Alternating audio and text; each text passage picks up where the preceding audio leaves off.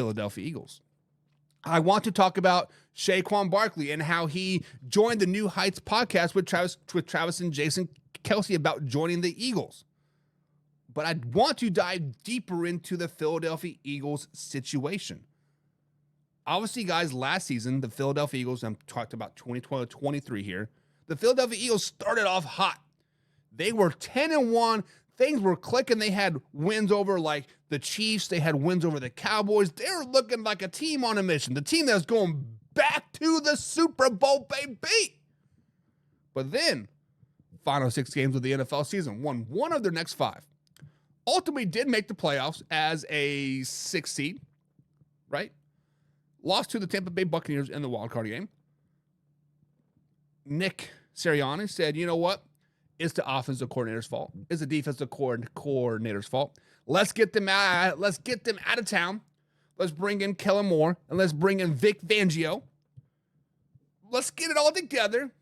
So, guys, the real question is right now is with the additions and subtractions of the Philadelphia Eagles of this offseason, will this get the sour taste out of the mouth of the Philadelphia Eagles fans? The addition of Saquon Barkley is huge for the Philadelphia Eagles. They love them some Saquon. Saquon is from the Pennsylvania area, apparently. Him and his wife and his family all live in Pennsylvania, so it kind of made sense, I guess, right? The simple fact of the matter is, guys, the Eagles were a bad team last season. We saw it even on their Super Bowl run. They were just not a very well coached team. On the bright side of the Eagles, they do have a second place schedule this season. So schedule should be a little bit easier in theory. But let me ask you guys this question. Is Nick Sirianni on the hot seat?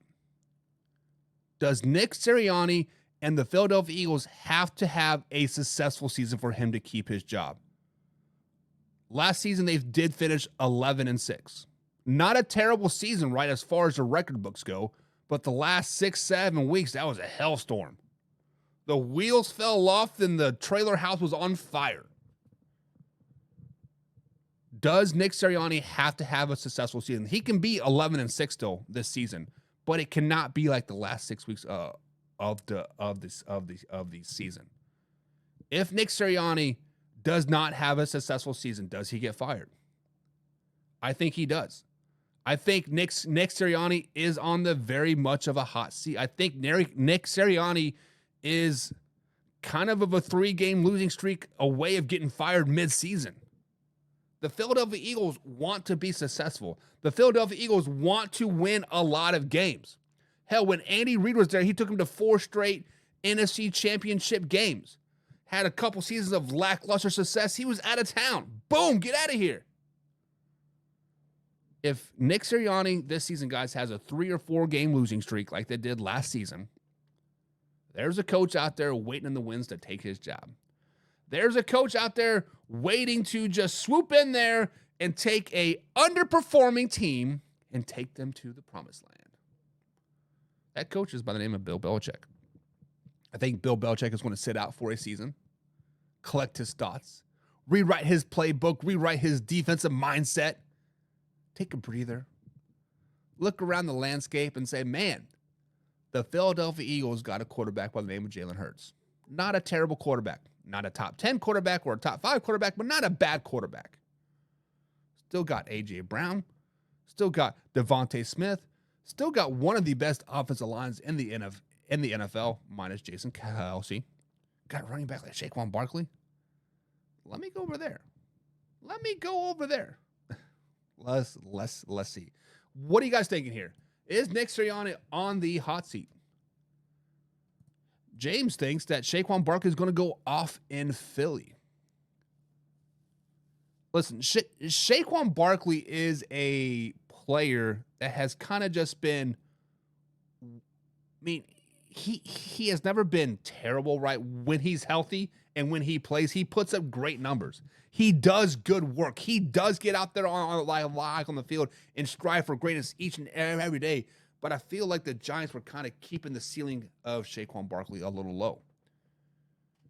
That is what is good about Saquon Barkley is his floor is very, very high, meaning even on his bad games, he's still going to give you 85 yards. Just keep feeding the man. You let him touch the ball 15, 16, 20 times a game, he's going to give you 100 yards. He's going to give you a C note. That's his floor. His ceiling, even if you give a gift in the ball 30 times a game, he's still going to only give you about 140, 160, right?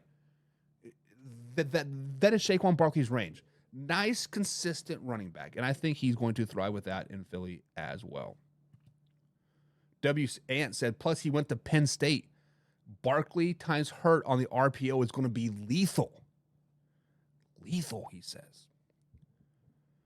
See, I do like your run-pass option, but let me take those letters, Ant. Let me mix them up a little bit. Let me pull them out of the bag, and let me give you a PRO, pass run option. What do I mean by a pass run option? I think the pass run option is a hell of a lot more dangerous than the RPO. Because your first letter of the RPO is R, which means run.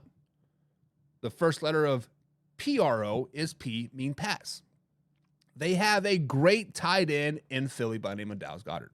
I think Dallas Goedert is going to really break onto the scene this season. He's a big body tight end. When he's able just to run a little, I don't know, just like little pigtail route, like a out, or a quick little U-dub shaped route, quick slant, dump that off, poof, like it's there. If it's not there, then you turn, you ride Saquon out. You ride him out. Oh, that defense wants to take on Saquon. Thank you for checking out that Man Hour clip. We are live every Monday through Friday, 3 p.m. East Coast time at youtube.com/Man Hour or at facebook.com/Man Hour. Until next time, Man Hour Nation, rise up.